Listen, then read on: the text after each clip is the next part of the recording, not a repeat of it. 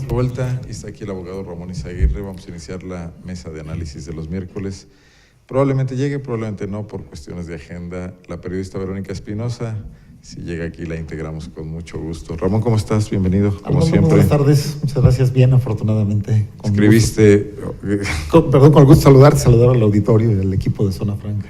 Oye, escribiste el día de hoy sobre el tema del avión, de Bárbara Botello, y yo creo que es uno de los temas pues que sí resulta importante abordar sin estridencias, ¿no? Porque creo que es un tema que ilustra mucho sobre los límites entre lo público y lo privado.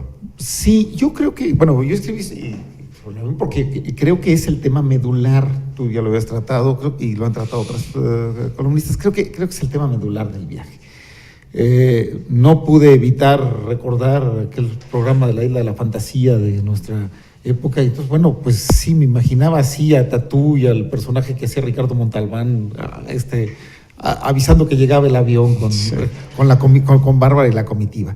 Creo, y bueno, lo plasmo en el artículo, lo has dicho aquí, lo decía ayer Betty Manrique, que en lo absoluto la duda está en si la alcaldesa tiene derecho a tomar vacaciones o a tomarse un fin de semana. Yo creo que eso es obvio que tiene derecho.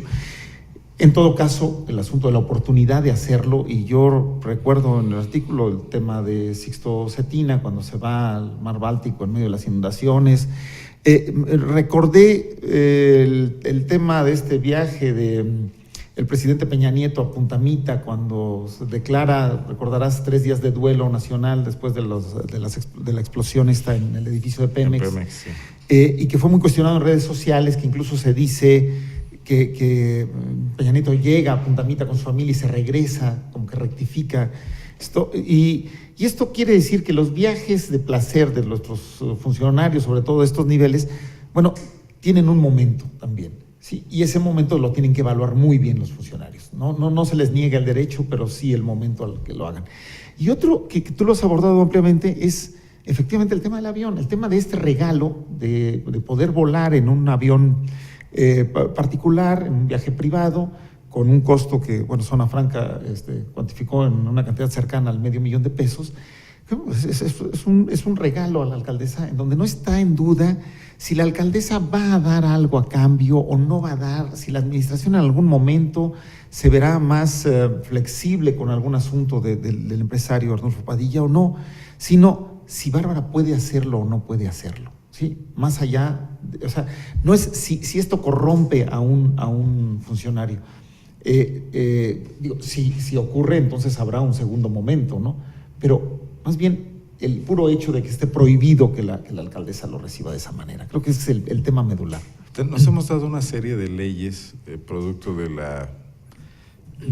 el tema histórico de la corrupción en México para prevenir y cuidar las manos a los funcionarios. Y esas leyes no hacen excepciones en cuanto a que si se puede o no se puede hacer una cosa, si un funcionario es más moral que otro, si se le puede dar un margen de maniobra mayor o manga ancha.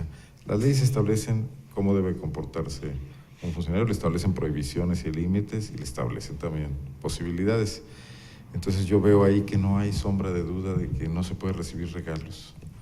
Yo lo comparto. De cuantía mayor, ¿no? Y eso además hace mucho tiempo, y no tanto, en México los mandatarios de todo tipo recibían muchos obsequios, y se normó eso cuando se inventaron las contralorías. Incluso, ¿no? Sí. Había un tope, no se podían recibir regalos de más de determinado monto de salarios mínimos o algo por el estilo. Yo lo comparto y creo que ese es el tema fundamental. O sea, está prohibido, pero además, algo que me llama la atención es la reticencia de las autoridades involucradas en esto a abrir una investigación. O sea, de estas cosas nos estamos enterando y pongo el caso de los moches. Exactamente, pongo el caso de la denuncia que se hizo de Luis Alberto Villarreal, precisamente por investigaciones periodísticas, no porque los órganos de control estén haciendo su trabajo, y esto llama mucho, pero mucho la atención.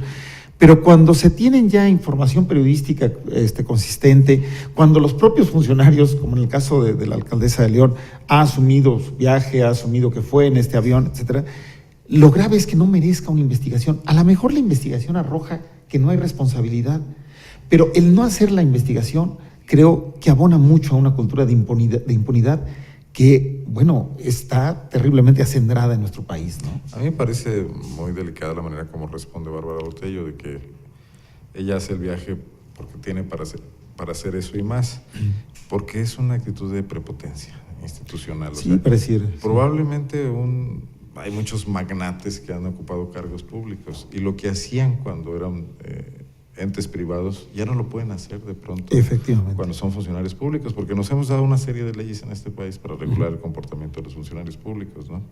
Y hay que atenerse a ello.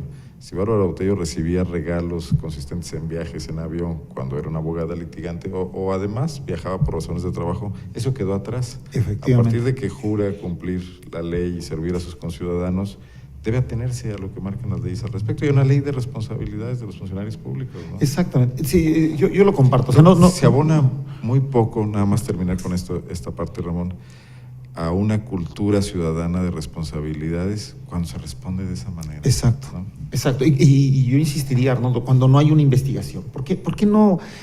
A ver, el asunto va a quedar en la investigación periodística y la respuesta de la alcaldesa, la respuesta de algunos otros actores políticos, en donde, por cierto, veía las notas de la indecisión de los regidores del PAN a actuar o no en consecuencia de... ¿Y sabes a qué obedece? No tengo idea. A que no quieren un problema con el empresario, con Arnulfo Padilla. Okay.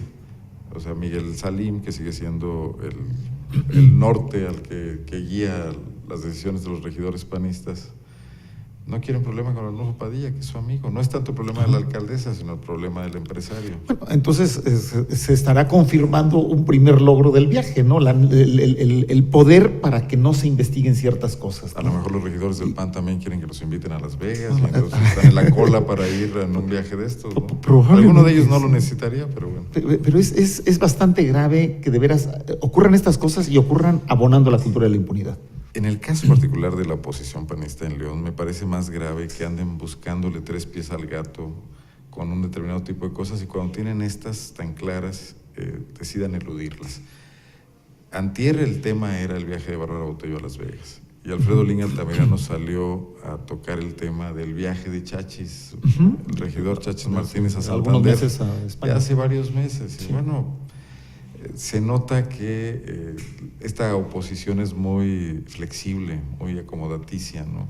El PAN está metido en un grave problema, todavía no define su papel frente a los grupos de presión de León y frente a la alcaldesa priista, y en una de esas acaban por comerles el mandado. Fíjate que yo venía viendo y lo llegué a comentar, que me parecía que los puntos de crítica que estaba señalando Alfredo Lin, a veces muy puntuales, que estaba resultando un contrapeso importante. Hace meses que no da una línea de hit. Se ha perdido, lamentablemente, porque algo que es un equilibrio normal es una oposición fuerte, una oposición pues con concepto, ¿no? para hacer una crítica precisamente a las cuestiones del gobierno que están mal, y se ha perdido. Hay otra cosa que lo vulnera muchísimo a Alfredo Lin y a los panistas en general, que es cuando surgen problemas en su propio patio, los dan por los omiten, como fue el caso de Villarreal. Claro. Al momento que Lin sale a defender a Villarreal, se quita autoridad moral para criticar a Bárbara Botello. Que entonces legitima un procedimiento. O sea, si lo de Luis Alberto Villarreal no merece una investigación, bueno, entonces permite que el otro grupo, que es menor, diga, bueno, pues entonces lo de Bárbara tampoco amerita una investigación. En lugar de que la cultura sea, a ver, abramos y que se haga una investigación a fondo en todos estos casos, ¿no? Pues estamos convertidos en un país de cínicos. Efectivamente. Sobre todo en la cúpula de nuestras clases gobernantes, ¿no? Efectivamente, sobre todo de quien debiera venir el proceso cultural contrario, ¿no? Este evento donde Luis Alberto Villarreal recibió el respaldo de 20 presidentes municipales en una cargada ahí convocada por Gustavo Madero, pues bueno, lo hacía mucho mejor López Portillo o Luis Echeverría cuando decidían que debían ser objeto de un desagravio porque alguien los había criticado, algún intelectual había escrito un libro denostándolos y juntaban multitudes, ¿no? Juntaban a, no sé, 50,000 personas en la plancha del Zócalo. Yo creo que el desagravio no tendría que ser así, el desagravio tendría que ser un resultado de un proceso de investigación en el que no se encontró absolutamente nada y entonces, bueno, perfecto, pues se desagravia a aquella persona. Ahora, déjame preguntarte, ¿cómo ves el planteamiento, la solicitud de información de este abogado polémico y muy enjundioso de Roberto Saucedo Pimentel? Mira, yo creo que hay algunos temas que son públicos, otros difiero de José Roberto en el sentido de... Esa serie de preguntas. Sí, vi la batería de preguntas que publica Zona Franca, que tiene, bueno, todavía hace un rato como portada Zona Franca. No comparto algunas. Creo que, a ver, vamos, por ejemplo, el derecho de Bárbara de poderse ir un viernes en la tarde, parecería como que entonces le estamos marcando un horario. O sea, a ver, que nos dé cuenta si cumple 8 horas de trabajo. Bueno, creo que eso sería muy grave y sería muy absurdo, ¿no? A lo mejor la podemos ver un viernes en la tarde en el cine con sus hijas o algo por el estilo, y creo que no sería censurable, ¿no? No creo que sea ese el procedimiento. El hecho de que Bárbara tuviera que informar sobre sus actividades en los despachos en los que dice que participa, yo no creo que sea materia de información pública, porque finalmente sería una actividad privada. Creo que la ley de acceso a la información... Probablemente así le van a contestar. Exacto, la ley de acceso a la información lo que hace público son la información, ya sea del gobierno o la que pasa por los escritorios del gobierno, aunque sea de entidades privadas. No, muchas de las preguntas no las comparto. Sí creo que es muy bueno un ejercicio de transparentar muchas de las cosas. O sea, me parece, siendo sincero, irrelevante si se le descontó o no se le descontó el día, ¿no? Porque si vamos a eso, vamos a caer en algo que comentaba muy acertadamente Betty Manrique el día de ayer aquí contigo, ¿no? Bueno, y los sábados y los domingos que también a veces trabajan nuestros tipo de funcionarios, que les pagamos horas extras o qué hacemos, ¿no? O sea, no tiene sentido, ¿no? Creo que carece un poco de sentido. Hay temas centrales en el debate y temas periféricos. Sin embargo, el punto de transparentar estas cosas creo que es importante. O sea, la parte general coincido con... Pues el asunto de ver si Arnulfo Padilla tiene trámites en el municipio, eso puede resultar interesante. Esa me parece, creo que la parte más importante de la batería de preguntas. Si tiene trámites, aunque eso no quita que hoy no los tenga y mañana los pueda tener o los tenga en la última semana del gobierno de esta administración, ¿no? Volveríamos al punto. El asunto no es si hay un favor del municipio de regreso al Déjame nada más destacar una cosa. Roberto Saucedo fue el principal fiscalizador de Juan Manuel Oliva durante muchos años, a grado tal que ahora el Partido Revolucionario Institucional ha tomado muchas de sus banderas para presentarle una denuncia a Juan Manuel Oliva federal. Entonces me llama la atención que la tarea de los opositores, el PRI en el caso de Oliva en su momento cuando fue gobernador y el PAN en el caso de Bárbara Botello aquí en León, tan gris o tan débil que tenga que ser suplantada por personajes que surgen de la sociedad civil, ¿no? Que por otra parte, qué bueno que ocurre, ¿no? Efectivamente, y yo creo que eso es una parte muy loable del trabajo que ha venido haciendo Saucedo Pimentel. Ser una piedra en el zapato de mucha gente. Y además ser muy puntual, ser muy acucioso en esto. Hay que recordar que han promovido una iniciativa anticorrupción en todos los municipios y han estado publicando quiénes la acogen, quiénes no. Creo que esto es algo muy importante porque es agarrar parejo y hacer una crítica sin distingo de color. O sea, me queda muy claro que la oposición que planteó ante las acciones de Juan Manuel Oliva no era por un asunto partidista, era por un asunto de análisis personal.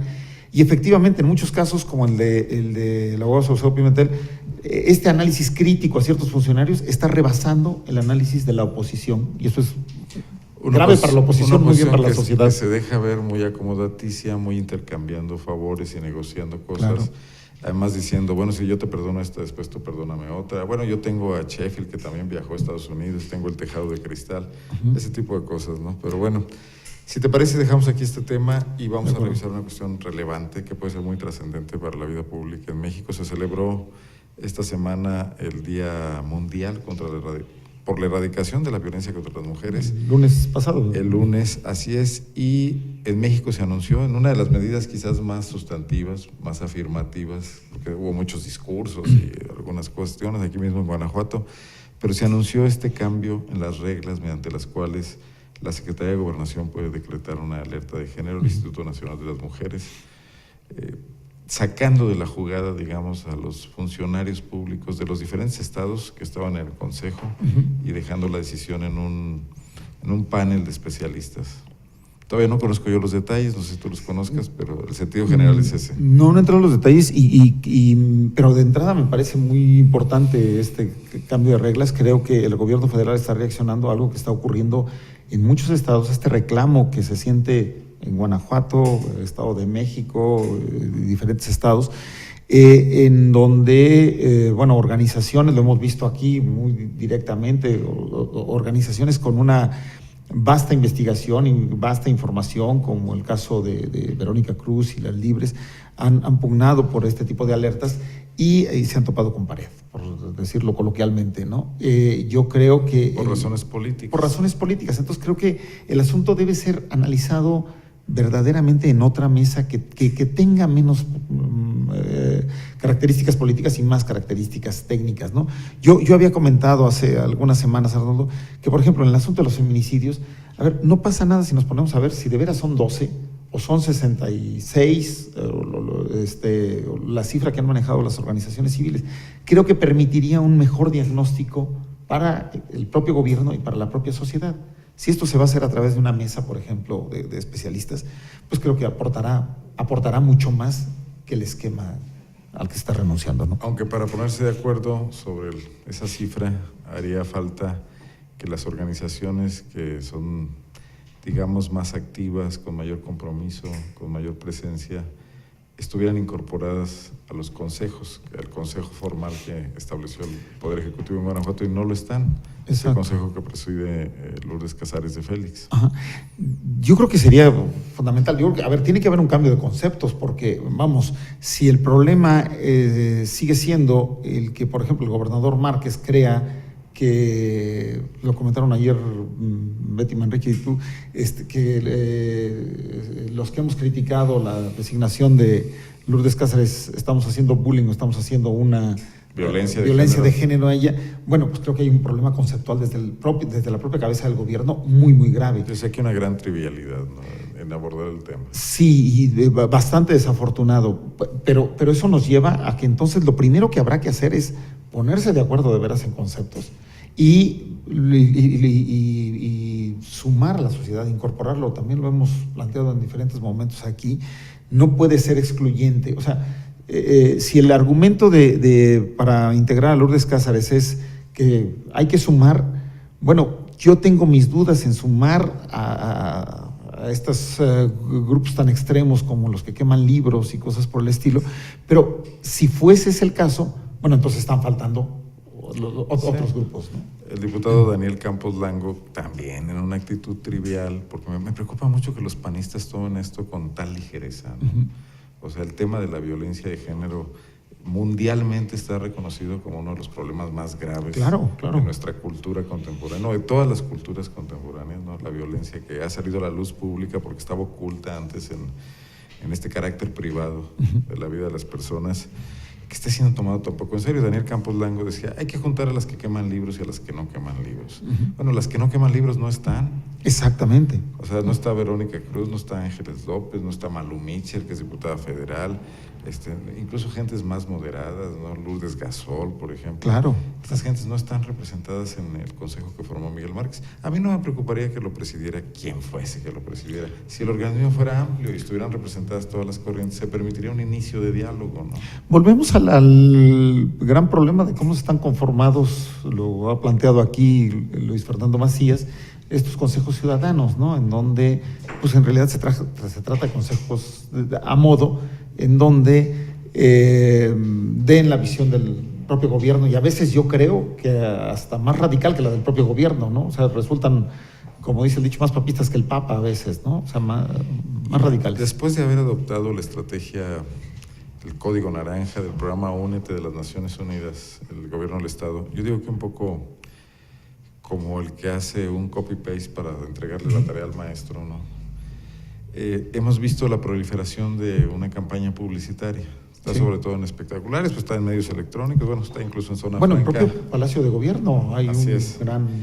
Pero me llama la atención lo siguiente, los mensajes centrales de la campaña de publicidad, que deberían ser mensajes de persuasión en torno al alto a la violencia contra las mujeres, mensajes funcionales donde se destacaran los teléfonos a los que hay que hablar cuando alguien se entere de un caso, están minimizados frente al enorme peso de la cuestión de una campaña de imagen. Sí. O sea, el gobierno utiliza esta campaña, que debería ser una campaña sustantiva de persuasión, para generar imagen para sí mismo, ¿no? Así es. Lo cual me parece otro acto de trivialización de la política pública en materia de equidad. Sí, y estar perdiendo la gran oportunidad de meterse al tema, como el tema obliga, ¿no? O sea, no hacerlo, lo que puede llevar a ocurrir, Arnoldo, y espero de verdad estar equivocado, es que mientras no se entre al tema en serio, a fondo, sigamos teniendo estos casos. Y que los casos tristemente sigan creciendo ante una terquedad del gobierno de estarlos poniendo debajo de la alfombra, ¿no? Digo, no ver el problema, no están viendo el problema.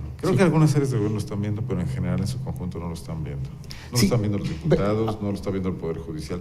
El Poder Judicial también salió con una estadística donde mujeres les calificó muy bien su manejo de equidad de género en el tribunal, ¿no? Una cosa hace varios meses. Ajá. Pero no pueden estar exhibiendo certificados de buena conducta. O sea, nadie en este país, ninguna institución pública al día de hoy puede presumir que está haciendo las cosas bien en materia de equidad de género, porque tenemos un grave déficit en materia de alto a la violencia contra las mujeres. Todos tendríamos que ponernos a chambear y esperar a obtener resultados para empezar a asignarnos las estrellitas en la frente, ¿no? Exacto, yo creo que tendría que estar volteando, aún los que lo están haciendo bien, qué es lo que les está faltando para aquí. Si alguien lo está haciendo bien al 90%, quiere decir que hay un 10% que no está haciendo y que tendría que estar volteando, y ese 10% es una cuestión muy delicada, ¿no? Ese 10% es violencia, es agresiones, son muertes, o sea, vamos, son muchas cosas, ¿no?